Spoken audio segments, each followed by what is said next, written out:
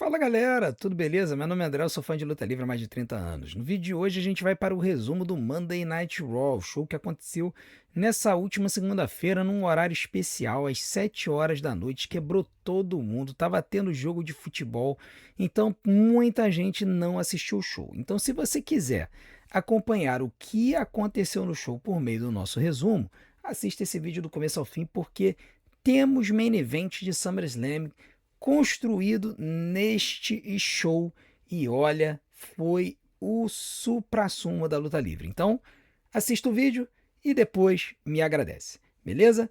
Antes de assistir, não deixe de fazer tudo aquilo que a gente pede para ajudar o nosso canal, em especial, senta o dedo no like, porque isso ajuda o nosso vídeo a ser descoberto por mais pessoas. E não deixe de se inscrever no nosso canal, a gente está na luta para chegar a 25 mil inscritos até o final do ano e nós contamos com vocês para isso, beleza? Então vamos que vamos para mais um Monday Night Raw. A gente começa aqui com Oba Femi, que veio para o ringue para poder falar sobre a sua conquista. E aí ele estava falando sobre como agora não só ele estava tendo uma boa recepção como um governante, mas ele deveria ter uma boa recepção como um rei. E enquanto ele estava falando isso, meus amigos, apareceu do nada a besta Brock Lesnar. Say his name and he will appear, né? A gente tá zoando do outro aí, né? Mas o Obafemi ficou chamando o Brock Lesnar de um monte de nomes aí nas últimas semanas, né? Chamando ele de covarde, chamando ele de vagabunda e coisa do tipo. E aí o Brock Lesnar apareceu e basicamente ele disse o seguinte: olha, você é muito corajoso de ficar me chamando de um monte de nome quando eu não tô aqui, não sei o que tal. Só queria dizer uma coisa, e aí simplesmente o Brock Lesnar foi e deu um chute baixo no Obafemi e depois mandou um F5 destruindo com ele no meio do ringue. O Obafemi ficou no ringue, o Brock Lesnar foi embora, o Obafemi chegou e falou: pra parar. Você não vai dar as costas pra mim e vai embora não, já tô cansado disso, tá na hora da gente encerrar essa palhaçada, eu e você, SummerSlam. Rapaz, Obafemi chamou o Brock Lesnar na chincha e marcou o fim da trilogia para o SummerSlam. E aí você deve estar se perguntando, tá, mas e a escolha do Obafemi lutar pelo título no SummerSlam? Bom, mais tarde no show, ele conversando com o Nick Aldis, ele disse: a luta pelo título pode esperar. Então a gente já não sabe se essa luta do Obafemi pelo campeonato, né, que deveria acontecer no SummerSlam, se irá acontecer ou não. Existem alguns boatos na gringa de que a WWE estaria pensando em tirar o título do novo campeão da WWE, Sami Zayn, dar o título para o Brock Lesnar e aí a luta entre o Brock e o Oba no SummerSlam valer pelo título da WWE, o que significaria que o Obafemi teria que ir para o SmackDown. Então, assim, a gente vai ter que ver essa situação toda, como é que vai ser, lembrando que o Obafemi tem o direito de escolher quem ele vai enfrentar, se ele vai escolher, se ele vai enfrentar alguém do Raw ou se ele vai enfrentar alguém do SmackDown, ele tem este direito, tá? Então a gente precisa ver como é que vai ficar a situação. A WWE se meteu meio que numa sinuquinha de bico aí sobre esse campeonato em si. Só que tem um outro detalhe. O Brock Lesnar na rampa ouviu o desafio do Oba, pegou o microfone. Detalhe, o Brock Lesnar falou bastante, tá? Ele pegou o microfone e ele ficou promando na cara do Obafemi, né? Depois, quando ele estava na rampa, já estava indo embora, ele chegou e falou: beleza, eu aceito, com uma condição. Eu e você, no SummerSlam, Hell in a Cell. Uhul! Finalmente teremos Hell in a Cell de volta na WWE. A última luta Hell in a Cell, que é aquela jaula grandona que tem um teto que passa nas laterais do ringue, foi em outubro de 2024, no Bad Blood, numa luta que foi a luta do ano entre o CM Punk e o Drew McIntyre. É claro que a gente não acha que essa vai ser a luta do ano, muito longe disso, teve muita luta boa na WWE esse ano, mas eu acredito que vai ser uma luta maior do que 10 minutos, que eles ainda não conseguiram passar, né? A primeira foi 5, a segunda luta deles, acho que foi 7, 8, sei lá. Então, vamos aguardar para ver, mas Boba Fett e Brock Lesnar será dentro de Hell in a Cell, Inferno na Jaula. Vai acontecer no SummerSlam e tem potencial de ser main event do show, hein? Vamos aguardar para ver como é que vai sair esse card aí do show. O show em si, a partir daqui, ele teve uma cara muito formulaica. A impressão que ele deu foi de um show muito para cumprir tabela. Por quê?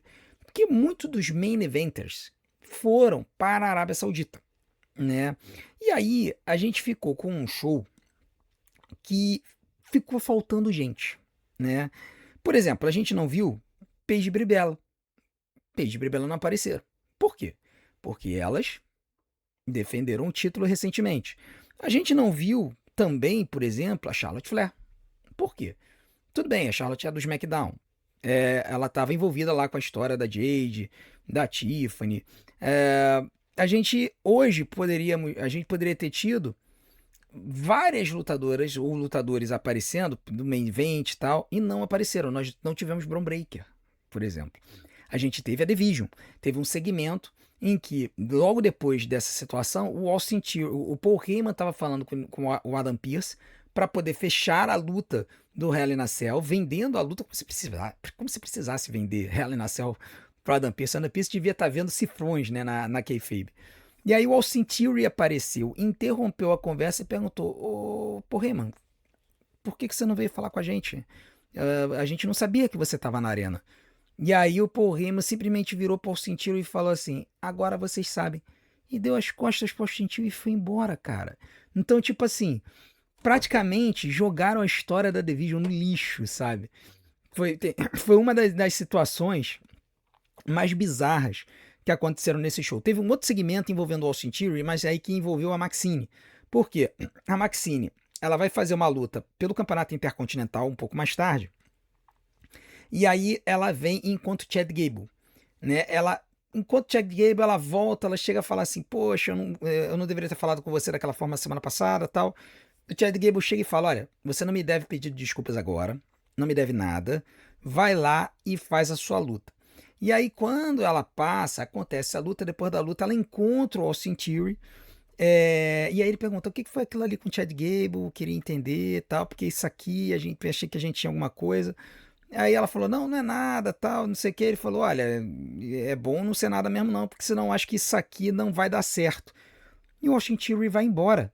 E assim, o que a gente não sabe até agora o que é isso aqui, parece que foi jogado no lixo também. Então assim, o show ele teve algumas histórias que parece que foram sendo descartadas ao longo do show, sabe? Parece que a WWE resolveu redirecionar algumas rotas, pelo menos tá aparecendo. Eu não sei se eles estão preparando uma feud entre o Chad Gable e o Austin Theory pela guarda da Maxine. Cara, sinceramente eu não sei. Eu sei que assim, o show em si, com as lutas, ele pareceu um show para cumprir tabela, sabe? E isso afetou um pouco a qualidade do show, vocês vão ver a nota. Enfim, a primeira luta da noite foi entre o Ethan Page e o Rey Mysterio. E o que eu posso dizer aqui é que foi uma boa luta de televisão, o que é de se esperar de uma luta entre um Hall da Fama e um lutador com potencial que é o Ethan Page. No final das contas, o Rey Mysterio, ele acabou vencendo a luta, mas que isso, cara? Que jump... Não, sério, assim, eu tô querendo entender qual é a da WWE de sacanear com a gente que é criador de conteúdo. A gente pega as fotos para poder apresentar o show, a gente divulgar o show para um público que eles não divulgam direito. Eu tô basicamente fazendo serviço de mídia para a WWE. E aí eles me mandam um jump scare do Undertaker numa WrestleMania, cara. Isso aqui é o quê? 20-0? Isso aqui é quando ele fez a luta contra o Triple H no Hell in a Cell.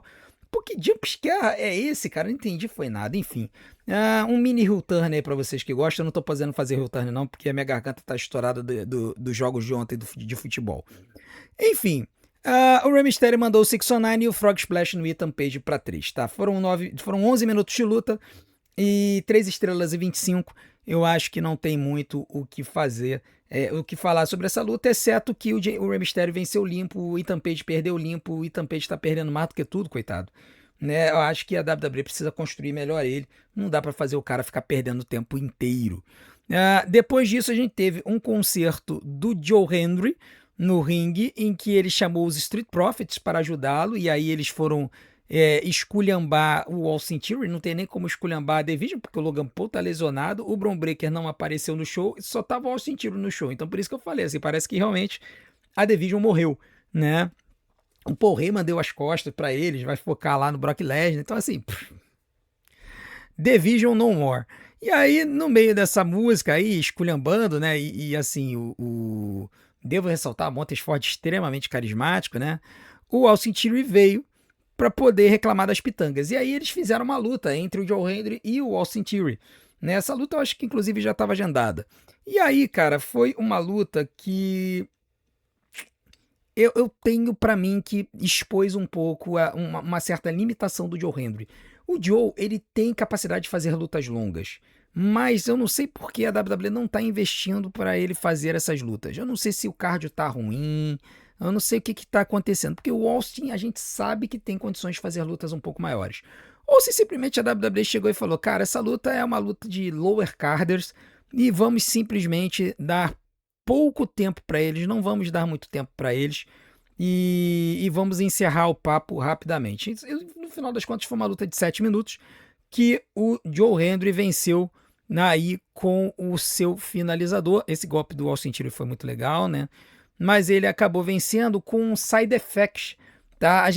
O Joe Hendry, ele tem assim um histórico de ficar mudando o finalizador, né, ao longo da sua história.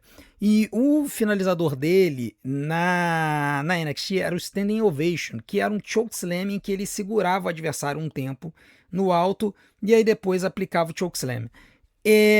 Pode ser que a WWE tenha resolvido mudar o finisher dele, porque não é um finisher que ele conseguiria aplicar nos lutadores mais fortes, pesados e grandes do main roster. Então ele adaptou para o side effect, que era um golpe que o Matt Hardy aplicava seguidamente na sua carreira, né? O nome em português é o efeito colateral, que ele basicamente ele abraça o adversário assim de lado e aí ele se joga no ringue jogando o adversário de costas, tá? É um golpe bonito. Eu não sei se com finisher funciona muito bem. Talvez se ele mandasse ele da terceira corda funcionasse mais, na minha opinião. Enfim, vitória do Joe Hendry, 7 minutos, 2 estrelas e 75. Foi apenas uma lutinha para cumprir tabela.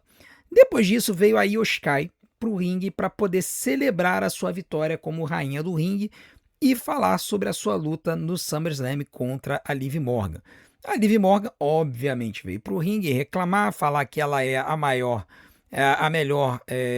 campeã de todos os tempos. No final das contas, quando a Io Sky foi bater de frente com a Liv, a Liv Morgan atacou a Io Sky, as duas começaram a se atracar no ringue, mas aí a Roxanne Perez e a Raquel Rodrigues vieram para ajudar, e aí elas estraçalharam completamente a Io Sky. Note-se que a Rhea Ripley não veio ajudá-la, tá? Ela apenas fez uma referência lá nas mídias sociais dizendo que essas 3 lutadoras são um bando de fracas e tudo mais.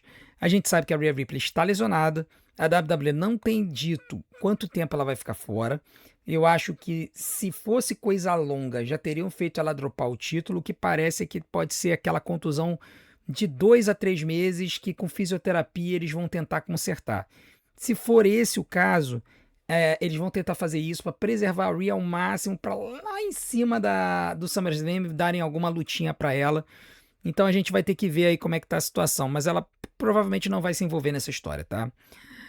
Depois disso, nós tivemos a terceira luta da noite, e aqui é quando eu digo que parecia que o show estava ele estava simplesmente cumprindo tabela, porque eles resolveram fazer LA Knight e Jimmy Uso de novo, né? A primeira luta foi aquela luta que o Solo Sikoa mandou o Samoa Spike no Jimmy Uso e nas costas do juiz, e aí o LA Knight viu, se surpreendeu, mandou um BFT para cima do Jimmy e venceu a luta. E aí, cara, assim, uma semana depois eles resolveram fazer a revanche, né? 1 ou 2 semanas depois. Esse é o tipo de booking preguiçoso que às vezes muita gente se irrita com a WWE. Por que não fazer, por exemplo, o LA Knight com o Jey Uso? Né? Já que o LA Knight está se envolvendo com os Usos, por que não jogar ele contra o Jey? né? Você derrotou o meu irmãozinho na trairagem, então agora eu vou defender a honra dele.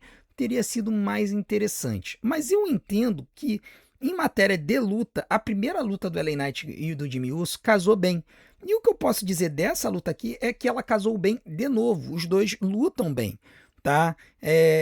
A gente sabe que, é lógico, o LA Knight não é, meu Deus, mas que luteador é o LA Knight. Mas ele é um cara que tem bons movimentos. Uma outra coisa que chama atenção na luta, dessa luta, é que quando o LA Knight ele foi fazer aquele salto na terceira corda para mandar o superplex no adversário, em vez de ele pular direto com os dois pés na terceira corda, que estava causando muitos botes, ele pulou com um pé na terceira corda e um na segunda. E aí depois ele subiu o pé da segunda para a terceira corda. E esse é o tipo de coisa que os lutadores eles precisam entender. Que por mais que os golpes eles sejam bonitos, às vezes é preciso que você adapte ele para que você não fique errando o tempo todo. Então, meus parabéns ao LA Knight pela humildade de perceber, cara, eu preciso mudar meu moveset para poder fazer o negócio ficar melhor e eu não ficar errando o tempo todo, tá? No final das contas, o Jey Uso interferiu na luta, aí o Solo Sikoa atacou o Jimmy Uso também de novo, mas no final das contas o Jimmy acabou roubando a vitória, tá? Ele venceu com o Soul Splash. Foram 12 minutos de luta, 3 estrelas 25, que o Solo Sikoa atacou os Usos de novo, tá? Então a gente tá vendo um cenário, pelo menos eu estou vendo um cenário aqui, que até possível para o SummerSlam de ter uma luta dos Usos contra o LA Knight e o Solo Sikoa. Apesar de que ainda existe o interesse do Roman Reigns de ter o Solo na sua stable. Então pode ser que o Solo Sikoa se meta nessas histórias aí, incluindo o main event do SummerSlam, que a gente vai falar daqui a pouquinho, porque ele foi marcado nesse show. A quarta luta da noite foi uma luta entre Maxine Dupri e Raquel Rodrigues pelo aparente posto de desafiante número 1 ao título intercontinental, tá? O campeonato intercontinental. E aqui a gente precisa falar que um outro detalhe, Sol Ruka também não apareceu, tá vendo? Sol Ruka não apareceu, Becky Lynch não apareceu. Olha a quantidade de estrelas que não apareceram no show, né? Essa luta aqui eu tinha alguma esperança de que fosse um pouco mais longa, mas no final das contas acabou sendo uma luta bem curta. Foi uma luta que foi basicamente um squash. A Raquel Rodrigues destruiu a Maxine ainda teve ali um pouquinho de ataque, mas não foi nada demais. A Raquel Rodrigues acabou com ela com um Terrana Bomb. E aqui, novamente, uma ressalva. Marco Alfaro novamente errou o nome dos golpes, né? A gente tem assistido em português porque o pessoal do canal pediu, só que eu já tô começando a perder a paciência e eu vou acabar narrando tudo de novo, tá? Porque, cara, não dá, é intancável, né? Assim, chamar o Terrana Bomb de Orenag não dá. Aliás, ele tá com essa mania, todo Chokeslam ele chama de Orenag. São dois golpes completamente diferentes, né? Enfim, a Raquel Rodrigues venceu a luta com o seu finalizador, Terrana Bomb, que o Roberto Figueiredo chamou de Tequila Shot, mas aí faz sentido porque era o nome do golpe na NXT, tá? Foram 4 minutos de luta, não vou dar nota para essa luta, foi Squash City. E a luta do Jimmy Uso com a LA Knight, eu dei 3 estrelas e 25, foram 12 minutos. Eu tive que rever a luta, porque essa luta aconteceu durante a cobrança de pênalti de Paraguai, Argentina e Alemanha, Paraguai e Alemanha, e quero ressaltar meu abraço aos nossos queridos hermanos paraguaios por terem feito a boa e eliminado a Alemanha da Copa do Mundo. E depois dessa luta, a gente teve a luta entre Chad Gable e J.D. McDonough, tá? Essa luta aí, ela surgiu do absolutamente nada. Do absolutamente nada. Teve algumas situações que envolveram o Judgment Day ao longo da noite, também envolvendo o Danhausen. E aí o Danhausen zicou o J.D., tá? Porque eles estavam cobrando. O que aconteceu? A Judgment Day deu $100 mil na mão do Danhausen para que o Danhausen zicasse o Obafemi. Só que ele aparentemente não fez o trabalho dele muito bem, porque o Obafemi destruiu o Dominic Mysterio nas semifinais do King of the Ring. E aí eles estão cobrando os $100 mil de volta, considerando que a zicada não deu certo. Pois bem, tendo isso em vista, o JD veio para enfrentar o Chad Gable, não o Danhausen, né? Veio para enfrentar o Chad Gable. Por isso que eu falo, a luta veio do absoluto nada. Eles estão querendo empurrar o Chad Gable, né? E aí, essa luta aqui, ela foi a melhor luta da noite. Foram 11 minutos de luta. Tanto o J.D. McDonagh quanto o Chad Gable são excelentes lutadores. Uma coisa que eu fiquei um pouco triste é que o Chad Gable dropou o moveset dele de luteador. Eu acho que ele deveria ter incorporado esse moveset, sabe? Tudo bem que eles estão mudando a gimmick dele, voltando com a gimmick de All-American. Na minha opinião, eles não deveriam dar essa música de rockzinho pra ele, eles deveriam dar a música do Kurt Angle pra ele poder entrar, eu acho que faria todo sentido. E ele poderia até entrar e nas pausas da música, em vez do pessoal falar You Suck, o pessoal poderia falar Gable. Então, casa a música com a persona dele, eu acho que daria muito certo. Mas a WWE tá partindo por outra linha. Mas na minha cabeça, considerando o histórico de que ele passou um ano como lutador, a história lógica seria ele se aperfeiçoar como lutador, mantendo o moveset de lutador, mas tendo essa persona All-American. Então, quer dizer, ele sairia da história como um lutador mais completo, entendeu? Essa é a minha opinião sobre o Chad Gable.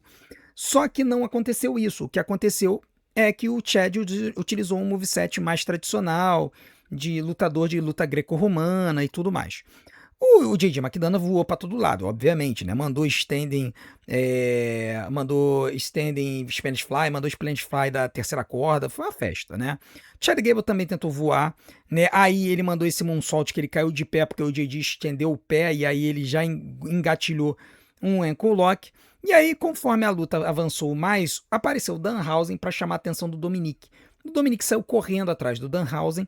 Isso fez com que a luta continuasse no ringue e aí o Chad Gable conseguisse encaixar o ankle lock no J.D. McDonagh e fazer o Grapevine, que é ele cair no chão e cruzar as pernas. Que basicamente era o que o Kurt Angle fazia e que era impossível de alguém sair do golpe. Eu acho, posso estar enganado, que ninguém se livrou do ankle lock com ele caindo no ringue, tá? E aí teve a vitória e depois da luta, o Chad Gable venceu a luta, foram 11 minutos, eu vou dar 3 estrelas e meia. O Dominic e o J.D. foram abrir a mala para ver o que tinha dentro, se os $100 mil estavam lá, e aí explodiu um monte de farinha na cara deles. Tinha dinheiro ali, tinha dinheiros humanos ali, eu não sei se tinha $100 mil, mas tinha dinheiros humanos ali, mas eles também levaram uma baforada na cara, tá? E depois o Danhausen pegou essa camisa do New York Knicks que foi dada para ele, né, pela vitória dele, por ele ter ajudado o New York Knicks a vencer o campeonato deszicando eles. Aparentemente deve ser uma camisa usada no jogo, né? Eles invadiram o laboratório do Danhausen, o laboratório foi todo destruído, então parece que até mesmo a história do laboratório do Danhausen foi dropada. O Frankenstein estava todo pichado, a gente não sabe se vai ter estreia, Baron Corbin como Frankenstein. Mais uma história que parece ter sido dropada pela WWE com o laboratório do Danhausen destruído. Tô te falando. Parece que foi o show das histórias dropadas, sinceramente. E depois disso, aí o Danhausen comemorou pegando a sua camisa de volta, né? Só que aí a Raquel Rodrigues atacou o Danhausen e pegou a camisa. Então essa feud vai continuar. E aí, por fim, o Roman Reigns ele veio pro ringue, né? O nosso campeão ausente. Resolveu aparecer juntamente com Jacob Fatu para poder falar com o seu público, né? E aí ele deu boa noite, pediu para que a Atlantic City o reconhecesse e assim que ele fez isso, do nada Seth Rollins apareceu. E aí aqueles boatos que a gente estava imaginando de que os dois fariam uma luta no SummerSlam se cumpriram, né? O SummerSlam está daqui a um mês, então eles realmente têm que fechar as histórias pro show. E aí o Seth Rollins ele fez uma promo que há muito tempo a gente não via. Uma promo séria, uma promo histórica e que ela foi tão legal que eu vou traduzir para vocês inteira. Porque, assim, a dublagem não fez jus à tradução dessa promo. E se tivesse sido eu, também não faria jus, tá? Então eu vou trazer aqui a promo para vocês, que eu traduzi aqui, e aí eu vou falar para vocês exatamente o que foi dito, tá bom? Seth Rollins ele fez a sua entrada, ele veio pro ringue e imediatamente ele falou assim: "Olá, irmão", lembrando a forma como eles se cumprimentavam na época da The Shield, tá? Então já tem esse fator. Ele diz o seguinte: eles estão ligados, que nós estamos ligados há 14 anos, desde que começamos juntos na The Shield. E parece ser muito apropriado que eles estivessem ali em Atlantic City. Ah, ele diz que o Roman Reigns possui um título que pertence a ele, Seth Rollins. Por quê? Porque o Seth nunca perdeu esse título, ele se contundiu e teve que dropar o título. Então, se você pensar ali no contexto ali do campeonato dos boxeadores, campeões de boxe, o Roman Reigns pode ser o campeão, mas o Seth Rollins é o campeão lineal, né? Então, assim, quem curte boxe, quem curte MMA sabe o conceito de campeão lineal. É o campeão que é o cara que é campeão independente de título. Ninguém bateu ele. É o título do cara que precisa perder. Você precisa ganhar do cara para ser o cara, como diria Ric Flair. Campeonato lineal é isso. Às vezes você tem situações que o cara muda ele muda de organização de boxe, aí aquele cinturão ele dropa, e aí ele dropa o outro, fica um tempo contundido, pô, ele ainda é o campeão lineal, porque ninguém bateu ele. Então, esse é o caso do Seth Rollins, ele é o campeão mundial peso pesado lineal, porque ninguém derrotou ele, né? E aí, o Seth Rollins, ele diz, olha, eu acho que esse título é meu e está na hora de eu cobrá-lo, né, de eu ter esse título de volta. O Roman Reigns chega pro Seth Rollins e fala: olha, você deve estar confuso. Você tem que estar no fim da fila, né? Porque você perdeu o título de qualquer forma, você dropou o título. E você não fez nada ultimamente para merecer uma chance de enfrentar o chefe da tribo. E ele aqui tá certo, tá? O Roman, ele tá citando, assim, uma trend na WWE que já vem de longa data, que é as pessoas às vezes aparecerem, botar o dedo na cara do campeão e exigir uma title shot, né? Exigir uma disputa pelo título. E aí o Seth, ele chega e fala o seguinte, olha, você pode jogar esse jogo com todo mundo na defesa, mas quando se trata do Roman, o Seth Rollins está sempre na frente da fila. Eu devo, o que o Roman deve ao Seth pelo que ele fez e por onde ele está, né? Ele disse que era o dono do Roman por tudo o que ele se tornou, né? Ele era dono do Roman Reigns no ringue, era dono do Roman Reigns na cabeça e dono do Roman Reigns no coração, né? Falando que ele I owe you, né? In the ring I owe you, in the head I owe you, in the heart, tá? A melhor tradução seria o seguinte, seria do tipo assim, você, assim, I owe you, é uma tradução difícil, né? Porque é uma metáfora americana, mas seria algo do tipo você não chega aos meus pés, ou você, ou eu aluguei, né? Porque quando a gente fala assim, você alugou um triplex na cabeça do cidadão, é mais ou menos isso quando você fala I owe you, entendeu? Então, assim, é como se o Seth tivesse alugado um triplex no Roman, no ringue, na cabeça e no coração. É algo parecido, tá? Eu sou o seu dono, assim, tem uma. Não é a melhor tradução para I owe you. O Seth ele menciona aqui na WrestleMania 41, ele fez o pinfall no Roman e levou o seu Wiseman. Ele disse que na WrestleMania 40 ele se sacrificou para que o Cody Rhodes vencesse o Roman Reigns, é verdade, né? O Seth ele foi o escudo do Cody Rhodes, direcionou a atenção do Roman e o Roman deu uma cadeirada no Seth em vez de dar a cadeirada no Cody, e isso acabou permitindo que o Cody vencesse a luta logo em seguida com o Triple Cross Rhodes. Ele disse que por 4 anos o Roman venceu todo mundo menos ele, e isso é verdade. O Roman fez várias lutas com muita gente, mas não enfrentou o Seth. Inclusive, criaram o Campeonato Mundial Peso Pesado para o Seth ter um título, para ter um outro título mundial, porque o Roman aparecia fazer uma defesa de título e ficava 2 meses fora. Essa que é a verdade. E ele também disse que tirou o título do WWE do Roman no seu primeiro main event na WrestleMania 31, apesar de ele ter feito vários main events de WrestleMania depois disso. Ele também lembrou o Roman de quando ele terminou com a The Shield com uma cadeirada nas costas e diz que o Roman ele é muito grande, fez de tudo, venceu tudo que você pode vencer, main event de tudo, recorde de WrestleMania que não vai ser quebrado de main events. E ele diz que tem uma coisa que o Roman nunca conseguiu fazer: vencer o Seth Rollins. E assim, o pessoal já tinha falado isso no chat, eu nunca havia me atentado para isso, de que o Roman nunca havia vencido o Seth Rollins no X1. Eu nunca havia pensado nisso. Nunca havia pensado nisso, nunca havia me registrado isso. De que o Roman nunca havia vencido o Seth Rollins. Então, acho que efetivamente ele é o único lutador da atualidade na WWE que o Roman enfrentou e nunca venceu. né?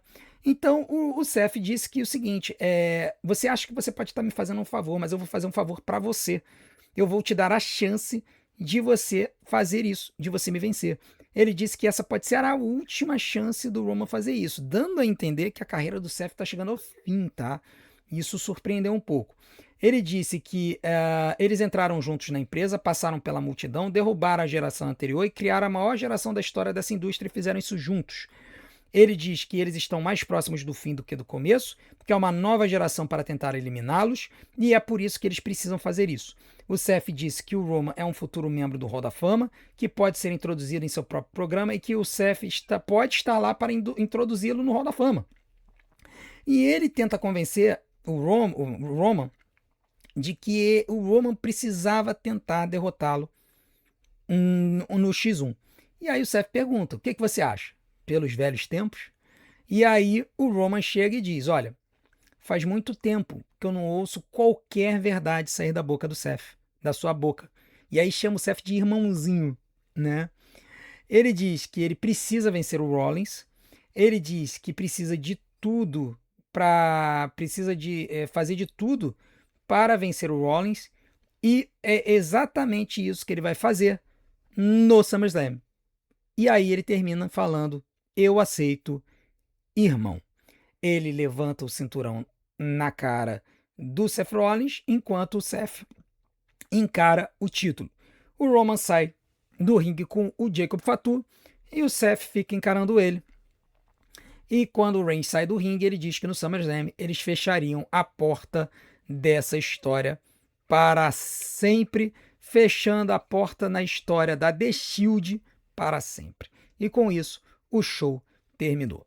Olha, pode ser que eu não tenha feito jus à emoção que foi passada na promo e tudo mais, porque realmente é muito difícil eu fazer isso agora. O ideal teria sido eu fazer a tradução, mas vocês, como canal, votaram e pediram para eu não fazer mais as traduções. Eu, particularmente, estou pensando em reverter essa questão que foi colocada aqui, acabar com a democracia e iniciar a tiozoncracia aqui no canal de novo, tá? Mas o fato é que esse final de show acabou trazendo uma bagagem emocional muito, muito interessante para a feud dos dois. Não, é o que a gente sempre fala, a história dos dois, do Seth Rollins e do Roman Reigns, ela vem sendo contada há uma década. Então você não precisa complicar para fazer uma luta entre eles. Bastava acontecer exatamente isso. Seth Rollins chegar, botar o dedo na cara do Roman Reigns, dizer que o Roman nunca o derrotou, dizer que ele nunca perdeu o título e marcar a luta no SummerSlam. Não precisava do Seth ser vencedor do King of the Ring, como muita gente reclamou que o Seth não se classificou. Bastava o Seth fazer isso. Então se cumpriu os boatos que estavam vindo da mídia, que estavam vindo das páginas de internet nos Estados Unidos. Não é sempre que eles acertam, mas aqui eles acertaram em cheio. E aqui, gente, é alerta para lutão. Isso aqui, cara, se eles derem meia hora para essa luta, é mais de 5 estrelas. Tá? Isso aqui vai envolver qualidade do ringue que os dois têm, vai envolver emoção, vai envolver história. Uma história que existe de longa data entre os dois. Tá? Então, aqui o que eu preciso dizer, e é muito importante que se diga, é que a WWE acertou demais nesta história, de trazer essa história para o SummerSlam. E essa entrevista salvou o show, na minha opinião. Porque o show, ele é basicamente um show, esse Monday Night Raw, na minha opinião, foi um show de 3 partes. O início do show, que foi animal, do Bafemi com Brock Lesnar e a luta no Hell in a Cell sendo setada. Depois, um miolo do show de 1 hora e de 2 horas, que foi basicamente para cumprir tabela depois que o pessoal estava vindo da Arábia Saudita. E aí depois, um final apoteótico em que eles setam uma luta que parece que vai encerrar a rivalidade dos dois. Muita gente dizendo que poderia ser na WrestleMania, mas a verdade é que o SummerSlam hoje é quase o mesmo nível que a WrestleMania. Um show de estádio de 2 noites que a WWE não vende, né? Porque vende o outro, né? Vendeu para Las Vegas, vai vender para a Arábia Saudita. O SummerSlam é quase hoje como se fosse a WrestleMania das Américas. A WrestleMania que eles vão te botar nos Estados Unidos. A marca WrestleMania, a luta WrestleMania, eles vão ficar vendendo, então pode ser que o próximo seja em Londres, em WrestleMania 44, na 45 seja onde pagarem, quem pagar mais. E o SummerSlam vai ser o show que vai ser deles. Eles é que vão chegar e eles vão cuidar, vão dar carinho. Não duvido que o SummerSlam daqui a pouco acabe tendo a importância da WrestleMania em matéria de lutas. Por quê? Porque esse SummerSlam, com as 3 lutas que eles já apresentaram, você já vende ingresso pra caramba. Io Sky e Liv Morgan, pelo campeonato da WWE, Brock Lesnar e o Bafemi, Hell in a Cell, Seth Rollins e Roman Reigns pelo campeonato mundial peso pesado. Isso é papo para vender ingresso a dar com pau. E os preços dos ingressos estão mais acessíveis que a WrestleMania, então acredito que eles não vão ter trabalho para encher o estádio do Minnesota Vikings. Bom, galera, minha nota pro show. A minha nota é 6. Vocês devem estar pensando, mas tiozão, como é que você pega um show que teve um final tão apoteótico e você detona? Porque o resto foi ruim. Tá? Aí vocês sabem, vocês ficam falando assim, o tiozão só defende a WWE. Isso não é verdade. A gente critica quando tem que criticar. O show foi modorrento. Teve hora que eu tava pegando no sono durante o show. Mas o início do show e o final do show compensaram pelo resto. Então por isso que eu vou dar nota 6. Porque se não fosse isso, eu teria dado nota 5, nota 4. Teria dado notas muito baixas para esse show. O SmackDown dessa semana vai ser gravado, vai ser apresentado na sexta-feira, meio que nem na semana passada, por causa do feriado de 4 de julho. Então, sexta-feira, 9 horas da noite, a gente vai assistir o SmackDown aqui. E aí a gente vai ver o restante dessa semana. A gente vai ter bastante conteúdo aqui no canal. A gente ainda está competindo com a Copa do Mundo. Foi um mês difícil, mas a gente conseguiu chegar numa boa média de arrecadação nesse último mês e com certeza agora que a Copa do Mundo está chegando nos seus estágios finais, as coisas vão voltar ao normal e também a gente vai conseguir voltar ao normal com as nossas coberturas, sem live CLT, a gente vai voltar ao normal e a gente vai seguir em frente. Hoje à noite teremos live do NXT a partir das 9 horas da noite, em conjunto com os jogos da Copa do Mundo, a gente vai ver os jogos. Então, nós estaremos juntos aqui, assim como ontem, que o show foi às 7 horas, terminou 9h30, a gente já emendou com Holanda e Marrocos, que foi um jogão, foi para os pênaltis e Marrocos se classificou. Então, eu conto com a sua presença para que a gente possa estar junto em mais uma noite de luta livre de Copa do Mundo. Vai ser um prazer ter vocês aqui conosco. Não deixe de continuar acompanhando e assistindo os nossos vídeos aqui no canal. A gente tem muita coisa aqui, temos muitas ideias que depois da Copa do Mundo, quando começarem as férias dos meus filhos também, que eles vão entrar em semana de provas, eu vou ter um pouco mais de tempo para poder executar, então vai ter muita novidade agora para o segundo semestre aqui no canal. Eu conto com a sua audiência. Enquanto isso, eu vou deixar alguns vídeos aqui na tela para vocês assistirem e maratonarem. Eu conto com a audiência de vocês. Não deixem de nos ajudar também deixando seu like, se inscrevendo no canal, deixando seu hype, clicando no sininho para receber as notificações dos nossos próximos vídeos e assistindo e maratonando do iniciozinho até o finalzinho dos nossos vídeos, porque tempo de visualização é o que faz o YouTube divulgar a gente. As opções estão aqui, desde já eu agradeço. A gente se vê do outro lado, um grande abraço. Até 15 para as 9, que vai ser quando a gente vai abrir a nossa live do NXT com a nova campeã feminina, Kendall Gray. A gente se vê. Até lá.